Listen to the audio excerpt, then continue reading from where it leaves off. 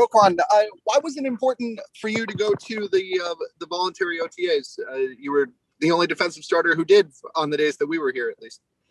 I think everyone has to make that decision for themselves, and that was a decision I made, and that's a decision that I live with. Brad Biggs. Hey, Roquan, I'm wondering, if you feel like you've positioned yourself to earn a second contract at this point in your career, and if you've given considerable thought to that. That's going to come when it comes. I'm not too focused on that right now. My main focus right now is OTAs, getting out here with my teammates, making the most of this, and we're all just getting better.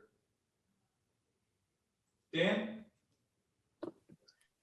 Roquan, obviously you made the decision to come to OTAs. What do you think you got out of it? What do you think some of the benefits and the gains were for you individually?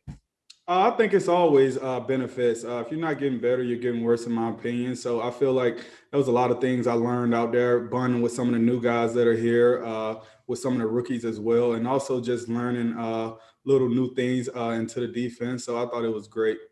What are your early impressions of Sean Desai as a coordinator? What are you looking forward to within his system? A lot of great things. I like Desai a lot. I think it's going to be very good, and he's going to put us in a lot of good positions. So I'm looking forward to that. Dion? Roquan, did it bother you that you were one of the few defensive starters that came to OTAs, or is it just a voluntary thing and it's to each their own? I feel like it didn't bother me at all. Everyone has their own reasoning, so everyone has to deal with their own things, and you can't blame anyone or not blame, you can't blame anyone for doing what they feel is best for them. Mark Potash? Hey, Roquan, with regard to Sean Desai and his defense, can you pinpoint something? What is it about that you see that he's trying to install in this defense you think that you're really optimistic about that will make a difference for this defense this year? I think there'll be a combination of a lot of things. So we're still in the process of learning some things, and I think it's going to start with effort, the main thing, effort, and just finishing. So I think when you have those two things, then everything else pretty much take care of itself. Thank you. Adam Johns? Hey, Roquan, last year when you have a breakout year like you kind of did, what do you think you showed? What's next? And I guess how motivated are you to build on top of that and maybe earn some postseason accolades, whether that's, Pro Bowl honors and stuff like that? I would say I'm maybe more motivated than last year, in my honest opinion. I'm not too focused about last year. That was last year. And my thing is, I don't care about all the postseason accolades and different things like that. That's for others to decide on. My job to go out there and show them that I'm the best at doing what I'm doing. So that's my thing. Chris Emma?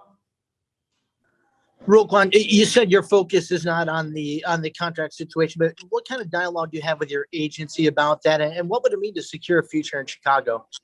That's definitely something. Definitely something I want. But like I said earlier, that's not my focus right now. My focus is OTAs and getting out here with my teammates and making the most of that. I'll tend to that when that time comes. Pat Finley? Roquan, are you looking at this season as a year in which you're going to be one of the team leaders? And if so, did your participation the last couple of weeks kind of help set the tone there?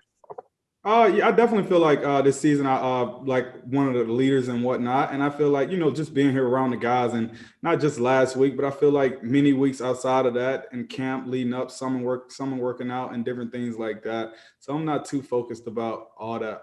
Yeah. Brad?